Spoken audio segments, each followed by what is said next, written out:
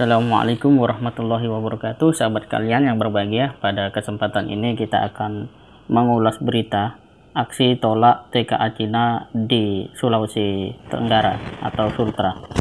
Pertanyaannya sebenarnya sederhana, mengapa aksi ini sampai muncul? Dulu pernah Gubernur Sultra itu menolak, namun kemudian melunak.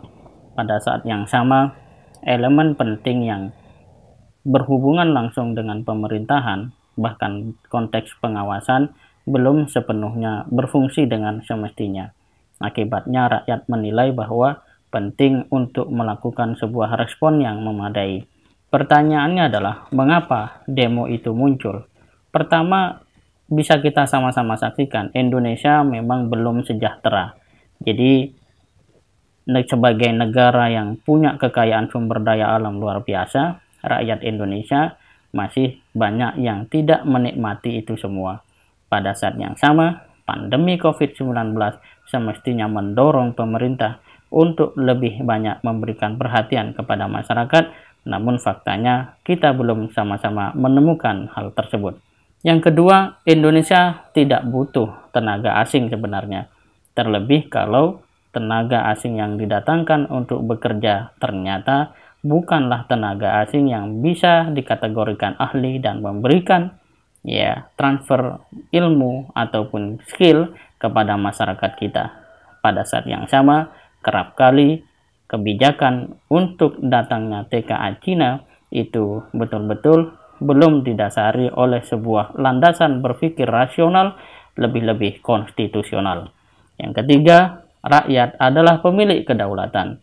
Jadi, penguasa, pemerintah, aparat dalam hal ini, selain karena konstitusi memang memberikan ruang untuk masyarakat memberikan aspirasinya, harus juga dipahami bahwa itu adalah bagian dari kedaulatan yang mereka miliki. Oleh karena itu, sikap dan sifat yang harus dilakukan oleh pemerintah dan aparat keamanan terhadap mereka yang melakukan demonstrasi adalah kasih sayang, kooperatif, dan tentu saja dialog untuk solusi.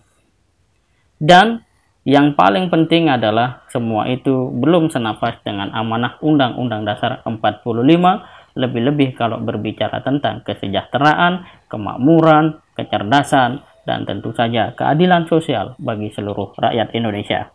Jadi kalau kemudian poin-poin tadi diperhatikan baik oleh pemerintah maupun DPR, maka rakyat tidak mungkin bergerak untuk menolak. Namun, kita sama-sama melihat bahwa aparat masih belum ingin memilih tindakan tegas atas konstitusi dan nurani rakyat, sehingga rakyat memilih jalur demokratis dengan aspirasi demonstrasi.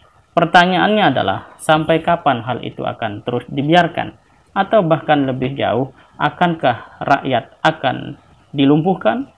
Atau justru didengarkan, dihormati, dan ditindaklanjuti aspirasinya.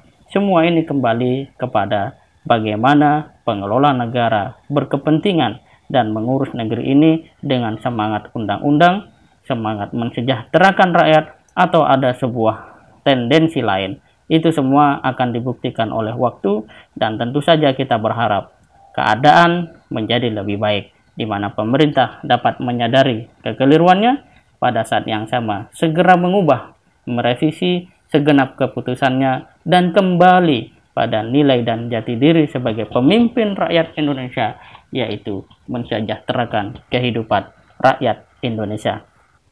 Sebagaimana undang-undang menyebutkan bahwa seluruh kekayaan alam yang ada di negeri ini sepenuhnya digunakan untuk kemakmuran rakyat Indonesia.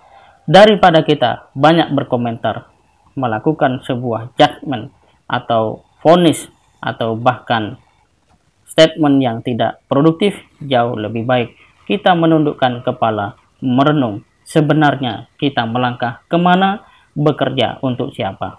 Kalau memang sudah jelas bekerja untuk rakyat Indonesia, maka bismillah, lakukanlah yang terbaik. Namun jika kita sadar bahwa ternyata bukan untuk rakyat Indonesia, sebaiknya kita melakukan sebuah perenungan, kemudian mengubah semua itu dari kesalahan menjadi sebuah upaya untuk terus menghadirkan kebaikan-kebaikan yang semestinya yang diatur undang-undang dan tentu saja diridhoi oleh Allah Subhanahu wa taala. Demikian, semoga bermanfaat. Assalamualaikum warahmatullahi wabarakatuh.